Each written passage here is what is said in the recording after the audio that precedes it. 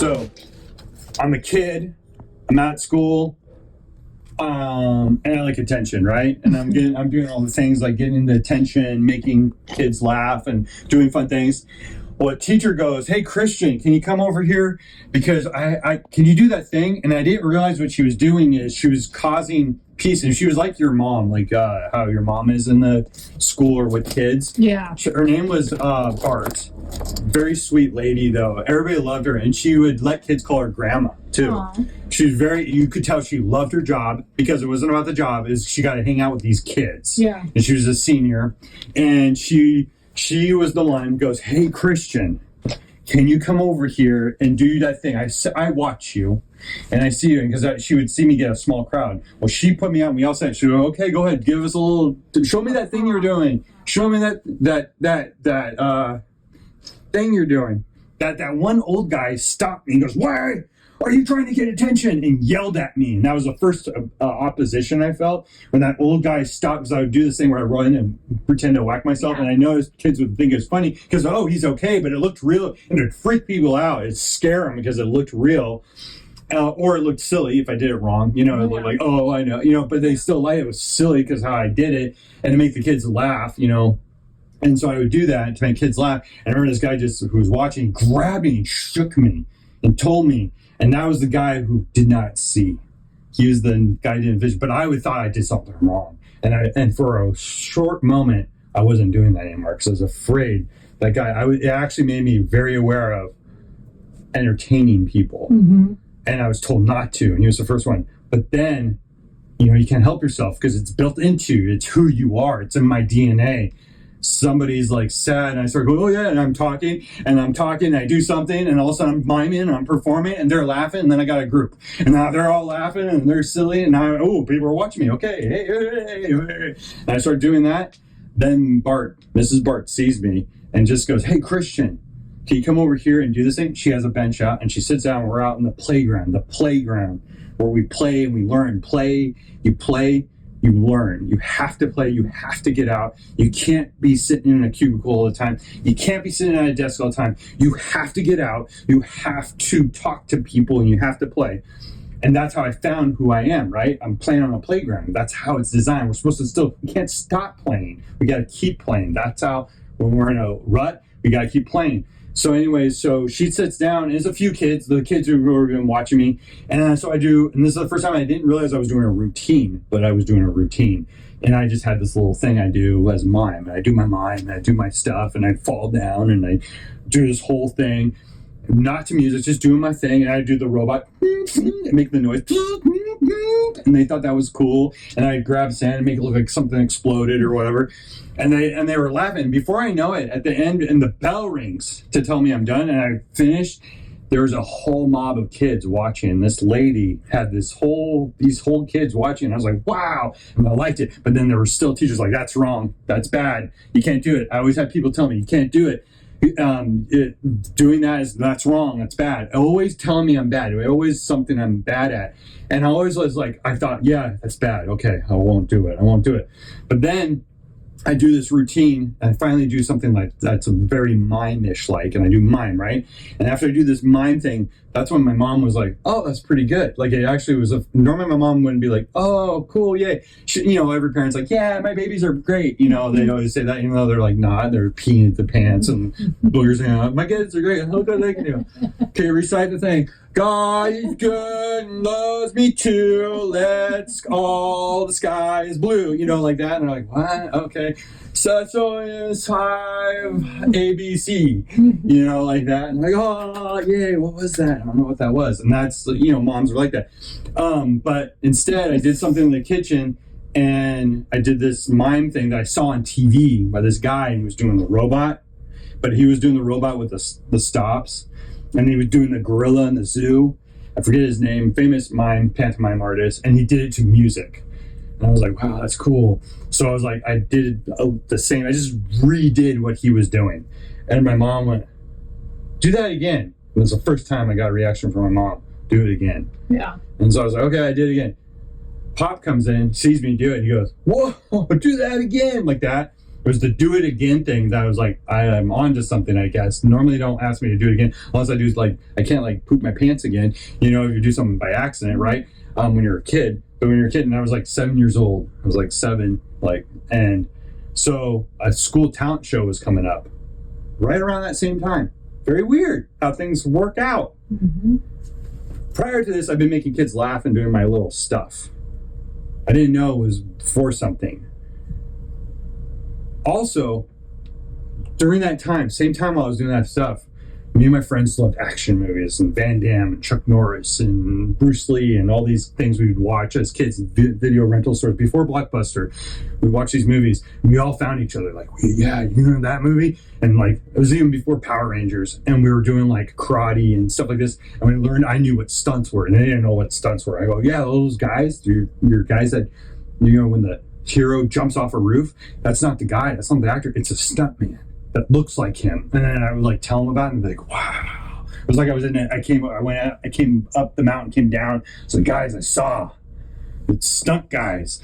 And they're like, yeah, so we called it stunts. You guys want to play stunts? Yeah, let's play stunts. We used to say, you want to play bad guy or cops and robbers? You would say that. We would come up, the guys are very like, we're even the girls would be like, okay, we want to play house. And we'd be like, nah, we're playing cops. We're already playing cops and robbers. We're playing cops and robbers, right?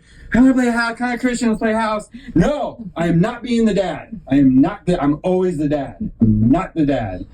I'm going to be the dog. I'm going to poop on all of your house. And so they were playing cops. We always had like, and that's what we played. We were like, okay, cool, and we pretend. Then I brought stunts into it. And like stunts is like, it's coordinated. So we're going to figure, I'm going to show you like, this is how you fake punch. And you clap when you get hit, and they're like, whoa. And then me and John Bertrand, I don't know, like if he like, I think he's still around. But anyways, John Bertrand, like, you go, watch. I go, like, do this, punch me, and let's do something. We set up like a little like hidden like skit, like a sketch, and they don't know it. There's no camera, right? So he does it, and we got a reaction from the people, and they were like, whoa. And I was like, let's bring it farther, and we started making a routine. We didn't know it was called routine. We just called it stunts. Let's do stunts. Are we doing stunts today? Let's do stunts. We didn't call it gymnastics. We called it stunts. That kid, John Bertrand, then we learned that we can like put stick in the ground, hit it, and stuff flies up like a bomb. Mm-hmm. And we're like, okay, we got that figured out. We figured out if we say certain grunts, that means this is an uppercut. If we go, that means uppercut's coming. Mm-hmm. So they know to get in position for the uppercut. We knew like, ha! That meant like, I'm coming for a wide swing, so get ready to block. You can either do one of these, or we worked out a routine. If we go, yeah, like that meant we're coming in with 2 side hits, and you're going to go, wow, wham, and then you're going to elbow me in the face. So we had but we can change them by just this language we built. We didn't know it was called routine, and we call it stunts. And now it's not me and John Bertrand. Everybody's like, we made Fight Club, but you don't get hurt. It looks cool. It looks dangerous. And people go, whoa. We had a group of dudes that were into this little fight club, and it wasn't real fighting. It was stunts. Stunt club. Well, that talent show I was telling about, that's happening. I'm going in as a mime, but I asked the guys, I go, hey, you guys seen, at like Magic Mountain, like the Batman stunt show? And in Universal Studios, they had the Cowboy, the Western. They had Miami Vice when I was a kid. They didn't have Waterworld. It was like Miami Vice, and they had the Western stunt show. And I loved it because they would tell you, they'd stop and tell you how it does, or they would tell you before, this is stunts. Here, we're going to show you how they do it. And then they would do the stunt show, and then at the end, they would wait. And I wanted to do like a play, but with stunts in it. And they're like, wait, what? And I go, well, okay with the teachers because there's going to be violence in it, and violence is always in a private school. You have to be careful because private school. So we got it all okayed, and we had to show it to them before we did the talent show. And we had a story about, just simple, probably cheesy story about forgiving one another. It was about forgiveness and saying sorry. So the guys, we all get in a fight. There's it's like a bully fight. So they're like, hey man, Joel Snyder, I think, played the bully. One of my classmates, who I still keep in touch with to this day on Facebook occasionally. He comes up and goes, hey man, pushes me like that. And I think even Jonathan Maxwell was in it too. I forget. There's all our guys, all the kids we grew up together, either from kindergarten up, first grade up, or from preschool even. So, and I think Scott Springer might have been in it. Devin was in it. There's a lot of kids that were in this thing. And we had all our routine. We got to so good that we could go for a punch. We would tell we were going for a punch. They'd grab my arm and then pull, and we make it look like they flipped us. And we had this whole routine down. We knew how to flip and stuff. John Bertrand got so good by practicing. His goal was, I want to be able to step off a bench and do a backflip off a bench. He was able to do that. We were doing gymnastics because we didn't call it gymnastics. It didn't sound, it sounded cool as stunts. It was the name that made it different. It was the name that got us in differently. And so I knew my thing was called pantomime. So I knew I was doing a stunt thing and pantomime, and we did it on the talent show, did it in front of a bunch of people. And I remember us getting an ovation after we did the stunt little sketch. Then there was my time to shine. I was like after it, and I did the mime. Did my mime show, did a little routine. I don't think I had music or anything. I don't remember. I think it was just quiet. And I remember people going, yeah, laughing, and never had that. And there was like adults and kids. And that was the first time where people were like, he's a mime. That's what you do. You do theater. That's what you do. Of course, you had the negative parents like, oh, that stunt show, I don't know. But you could tell whoever, this was the 80s, those dads that came in like, oh. All of a sudden, the first kid goes, bam, and it looks like a real punch.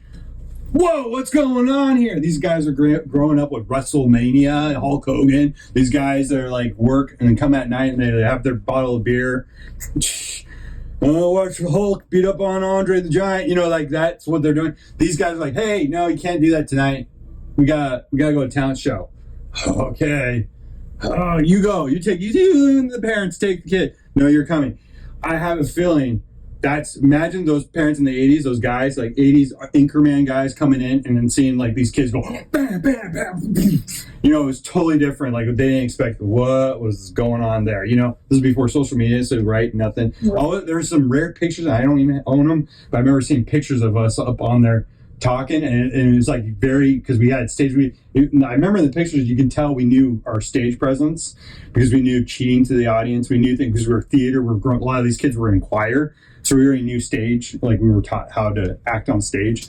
So it was like God put everything together, and we did this thing. I did my mime thing. That happened, but that took risk to do that. Like I was given something, even while that guy shook me. Stop it! I had to still move forward. Right. Then I get a little ad from my mom out of a newspaper, the news station. There's a lot of other things that happened in between that, but there was like working for Edwards Theater, becoming a supervisor for Edwards Theater. But God gave me that.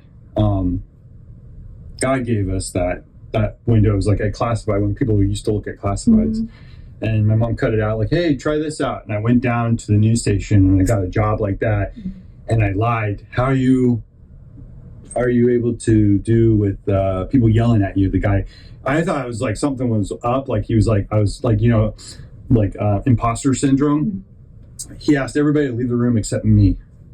I was like, oh no, it's because I said I made movies and they're going to like tell me like, you say you make movies. We know you're so young. This is a lie. And they're not real movies too. They're your VHS movies you make. No. And I'm like, I'm in trouble. Always imposter syndrome. But he goes, no, we liked it. And it does say here that you made movies. Oh gosh. And that's why I kept you. And why don't you just start tonight? And I was like, what? And I remember just getting out of that imposter syndrome and actually trying to listen to him talk to me. He goes, how do you do by getting yelled at? I want you on camera tonight. And I go, great. So be here. See you later. And he walked away. And I remember that night I go tell the news that I got the job. And they're like, yay. But I start now. So I'll be gone tonight. And then I'm gone in the morning. And I'm gone at night. And then I was just working in the morning. And I was a camera operator working the weirdest hours. And I got to meet famous people. And I got to hang out with funny guys. Monty Turner. You know, like it was just like a fun experience. But I was scared to go in the first place. And I had to get past that. I had to take that step of faith. Like the first time I did going on the talent show after negativity but positivity, but everything's negative no matter what you do. And then after that, it was you guys saying, go meet Mr. Go. Even the job at MCAT, I got the job at MCAT same weird way. I remember just showing up going, hey, can I get a job here? Here's my resume. No, I don't have anything. Okay, we'll file it. Yeah, right. But can I still stay here and play and just like put my stuff on TV? Did the Christian Ackerman show, started putting that stuff on TV, making a show, kids doing this after a Bible study, kids were making Christian Ackerman show. This is also kind of while I'm transitioning from I actually was done with the news thing and I was working horrible jobs that weren't horrible. Osprey, on-field promotion. I got to like goof off. That job kept me sane, even though it was very tiring. I was a crowd motivator. Actually, my title was crowd motivator. I was a paid cheerleader. And that was really cool working alongside, Barry and stuff like that, who was at the time Monty from the U of M, so I was working with Monty. I was like, but he's not in his Monty suit. And it was all hush hush. He's not Monty. But I was like, you do backflips just like Monty. You are Monty. I know this. You can't hide it from me. I know body language. Anyway, so we got to work and hang out and do things together. It was really fun and perform with each other. It was really cool and getting the crowd. We could really get that crowd going and we do sketches together. That was a great moment. And then while that's happening, doing Christian Ackerman show, because I know I could put it on Access Television and we can get it out there. And that was a life-changing thing. And then that show, they go, hey, they call me up, MCAT, can you come down for an interview? Can you come down for an interview? We want to talk to you about position. I come there. Hey, we're interviewing. Want you to work here at MCAT. I'm like, sweet, I get to work on television. This is what I want. This place is cool. Like, like you could do stuff. They hire me because of the Christian Ackerman show. Mm-hmm. They say, we've seen your work. Mary was one of the board members of the other board. She's like, he does stuff. He knows what he's doing.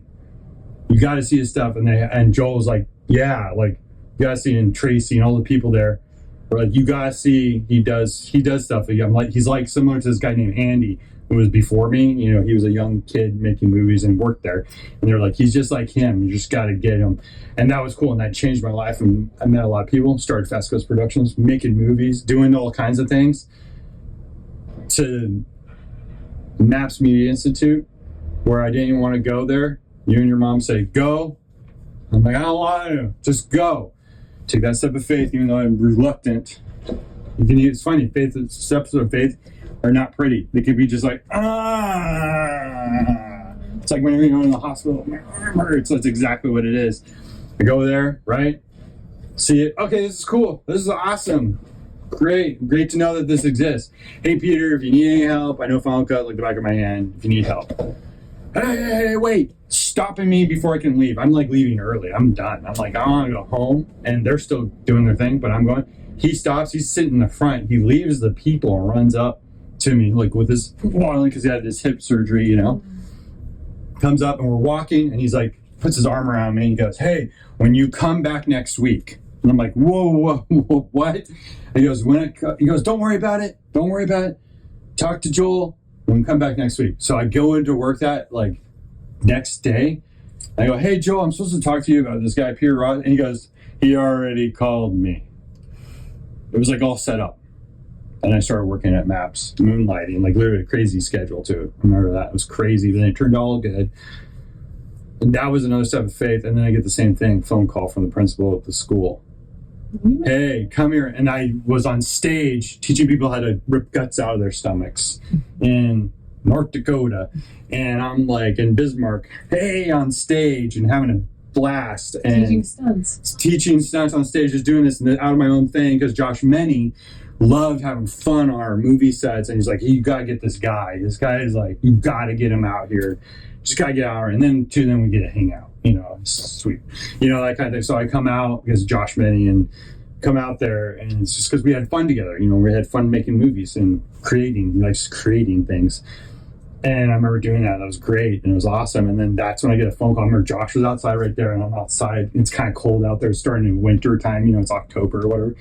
And I'm calling. I'm like, yeah. And then the principal of the Corvallis High School is like, hey, can you come in and do a meeting here? We want you to do what you do at MAPS. I'm like, sure. So I'm like, right now I can't come now. I'm in North Dakota. He goes, when you get back, just come in. I'm like, okay, sweet.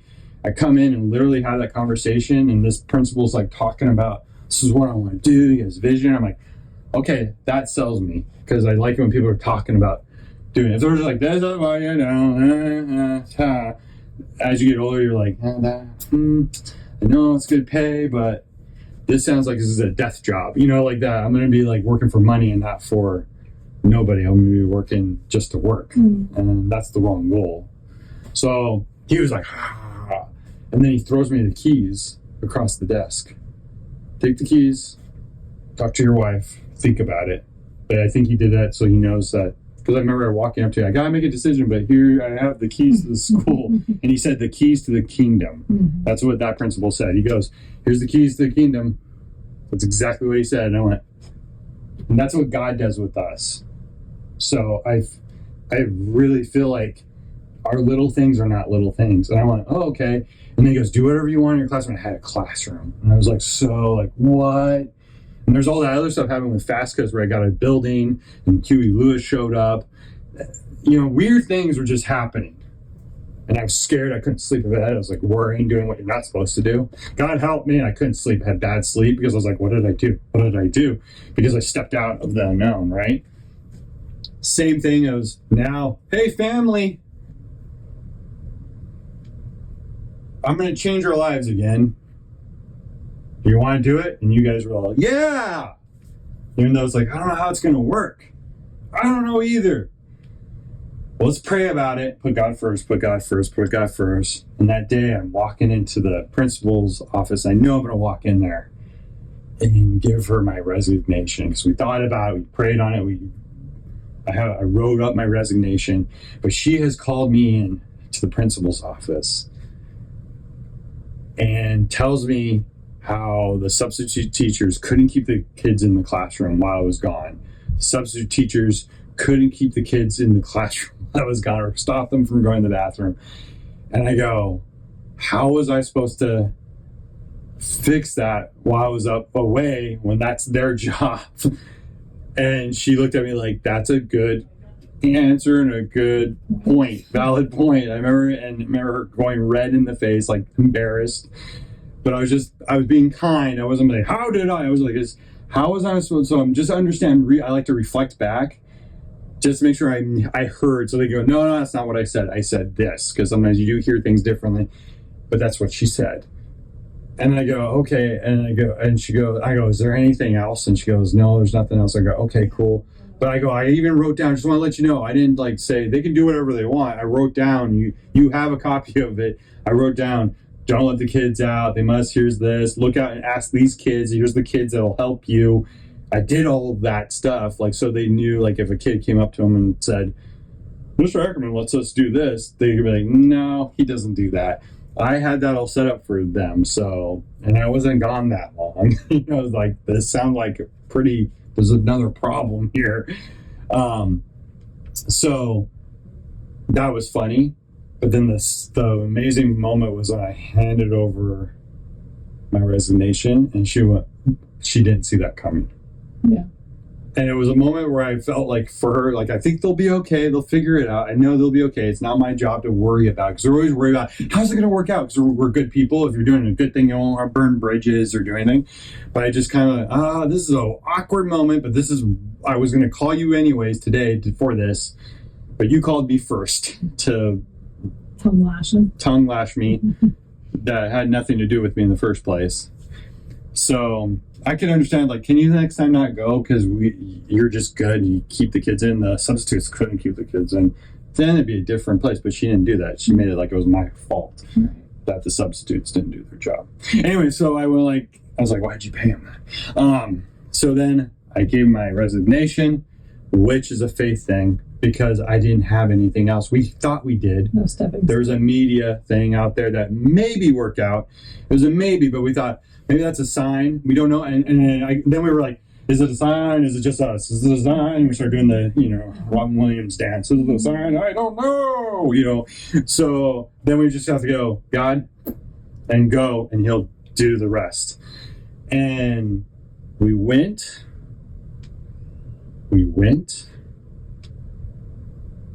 And all of a sudden, Kyle goes, Christian, I hear, small towns, right? I didn't tell anybody. I hear you're leaving school. I'm like, how did you know? Small town. He goes, well, yeah, some people, we know the same people, that kind of thing. And I'm like, yes and no. I go, we're leaving, but we want to come back.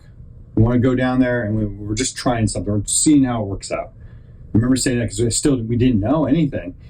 But if you want something, because I knew he was getting ready to do a movie, I go, if you need me to stay, I will stay and figure it out. And he goes, yes, please. And he was willing to figure out how to make me stay. And he goes, but if it doesn't work out where you're just up here, we fly you up for like a week, then we'll do it. But I really would like you on this movie, like just like doing everything. He just was trying to surround himself by his friends he can count on, like confidence. He surrounded himself by confident people, or people that are not going to drag you down, right? And I could tell that's what he was doing. He's like, I want this guy, I want so and so and so and so, and there's all people I know too. And I'm like, oh, I see what you're doing. You're building your bubble while you're dealing with the outcoming stuff that's going to come into this huge mammoth of a project. You want your guys you can count on. I'm like, okay, I get it. And plus, he just wants to hang out. Why? You want to work with people you like working with. And so, because we all know we have to work with people we don't like to work with. But it'd be nice, like, when we have a choice, bring the people in to help that out. And so, but we didn't know how that was going to work out because we were ready to leave. And then Meredith goes, shut up. Stay in my house. I need help mentally preparing. I'm doing transition too. Just come stay in my place and say yes to the movie. Just come. She told me to stop, right? Remember? She was there, just shut up. You had to tell me to shut up because I was like, it's fine. I didn't even know it. I didn't even expect that. And she goes, shut up. I her look at me. She goes, you're staying. So move into my little place, temporarily, figure it out, and we'll figure out, and you guys can help me, and we can hang, and we did. We did garage sale together. We all hung out. The kids played together. I worked, and then I also got the job on that big movie.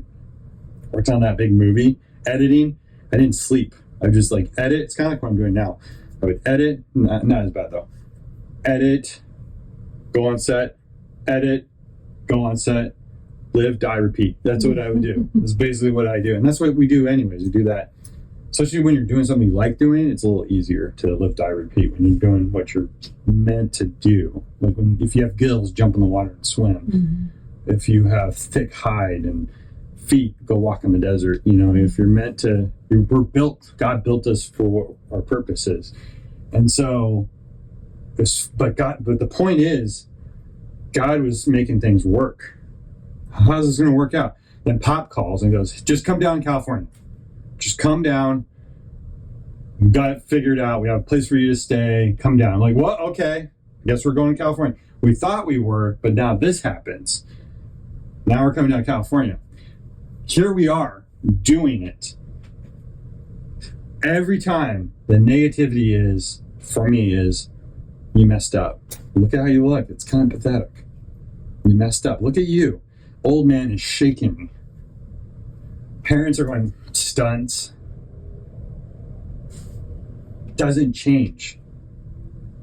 How the physicality looks changes, but it's the same crap, the same thing. And I'm going, well, I just gotta go. I gotta do it. I have a built studio right now out of nothing. When I went to build that studio, Pop goes, I'm paying for the walls. I'm like, I didn't even know how I had no budget. Was waiting for this mammoth movie people to pay me when they weren't paying me. Mm-hmm. They were not going to even pay me. Mm-hmm. After I did all this work, they weren't going to pay me, and we found out later why. Because some people have problems, mental issues, I guess. And the good people in that movie, though, helped out, which was great, which was awesome. Whoever they were, Proverbs 2:8, guards the course of the just, protects the ways of his faithful ones. And here we are, and right now he's starting to shake stuff up, and now I hear it. I'm talking on the phone with my dad, and now we see how people are changing around us. And still, while that's happening, you're a terrible editor. People are not liking your stuff. You're not doing a good job. You're going to mess this up. This. Oh, let me add some more, and this is going to happen. And what if you don't get this done? And this is this. Oh, and yep. Imposter syndrome. You're going to screw this all up. But what if God put me there for them and them for me? and nothing's going to screw up. What if I'm supposed to just go and look and I'm like, at the budget, the basket, loaves and fishes, there's 1,000 people bills out there. There's 1,000 other problems that can happen. Overflow. That's God's thing. 2, like baskets or one, it was one basket. It was like a little like lunch box. I don't know, in the kids, it's always a basket or like CLC church, like, sorry, CLC. But they open up, I picture always the lunchbox, like the tin or Teddy Ruxpin, and it smells a little weird. Like, oh, that apple juice smells like, sure, this one's, you don't put that in the sun. That's how it was. And then it was like, fed thousands of people. That's how I picture it. Yeah. And I just got the idea for the PSA we're going to shoot today. That's it. Anyway, so the moral, what I'm realizing is, no matter what, there's going to be negativity, and when that happens, you move forward. God will stop you, but He does it in a cool way. This is just like like that. He allows things. We think, I know people say allows and all this stuff. He's in control the whole time. Only with the people and the death and the thing. I don't know. We're not supposed to understand that. We're supposed to just trust that He knows. Kind of like the story of the turtle. I always like how that story of the turtle goes. All of a sudden he was in the water swimming, and all of a sudden he's stuck and he can't get out, and he's in a net and he's like trapped. And how the story stops is you sound like it's a person who gets stuck in a net, and then all of a sudden these hands just grab him and pull him. These monsters grab him, and then they pull out these blades and they start like hacking at him. And he's like, oh, he's freaking out. And all of a sudden he's like, and you realize, hey, I don't have the nets on me. And the people are just standing there. And you realize it's a tortoise or one of those sea turtles. And these people stood around help. And sometimes our life feels like that sea turtle. And the blades are like, no! And then it's just like, I'm helping you. It's kind of like the turtle you set free. Yeah. He freaked out. He went to bite me, and he was like, because he bent that neck around. But then once he was like, oh. And he kind of like looked back, like, oh, thank you. Yeah, he did kind of look back at me, like, thanks. We don't know it. And that's what, so I feel like we're in the net, but it's right now why it's like, and then our house here is getting all, and there's like, right now, God's going, and we're like, we just have to go, okay, all right. And then He's sending us off, but we're not just going into the sea. We're like going to the deep. We're going to progress. We're going to this place that He's designed, because everybody will get, because of Him, get into the promised land. Everybody is meant to be. He doesn't want to go, we can't go to the promised land. The budget won't allow it. Budget won't allow it, and I suck. Well, He died on the cross for your sins before you're born, before you thought you sucked. You knew you were going to say that. So that's why He died on the cross for our sins. So we don't have to die on the cross. We just have to repent. Every day, that's our dying on the cross. We have to repent and say, God, help me with this. I don't do a good job. Help me with this. I want to do a good job. And then we let go and let God do our best. Let God do the rest. Right. Let God. And right now we're in this like crazy miracle, because we're doing, like we see people around us, they're doing the same thing.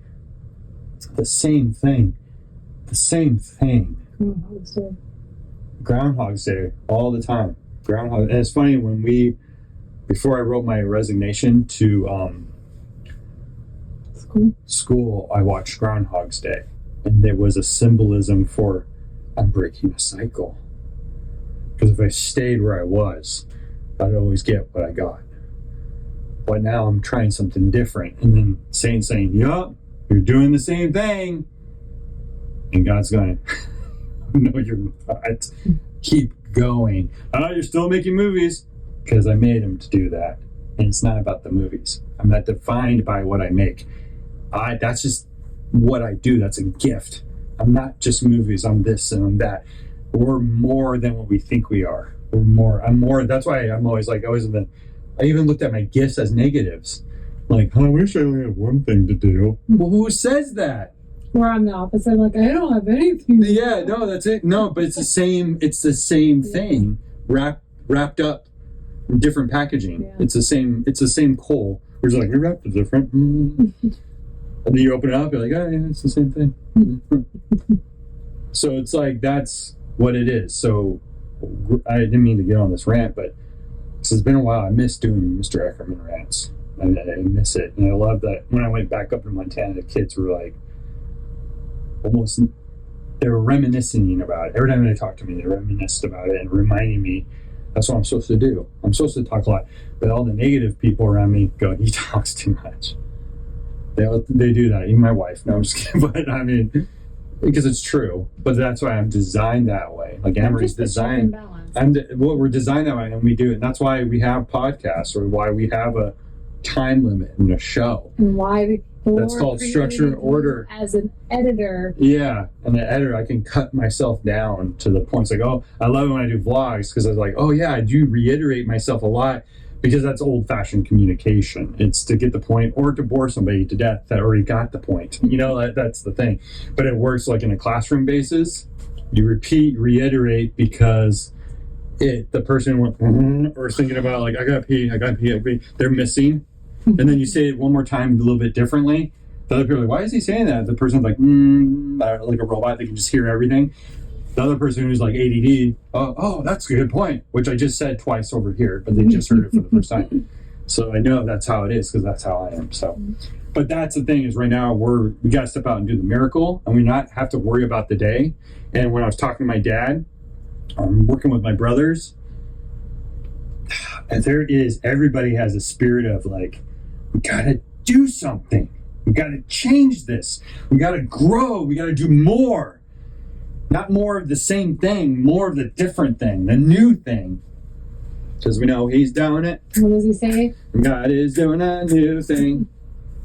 What? And then Michelle even said that scripture this morning. They do a new thing. Because God remains the same. God's the cornerstone. He's the thing that doesn't change. We change. Because we're being made. We never stop after we get out of the womb. You're old, not because, you're done. No, you're still growing. You're growing. He still uses you. Yeah, that's what it is. I want to go get coffee.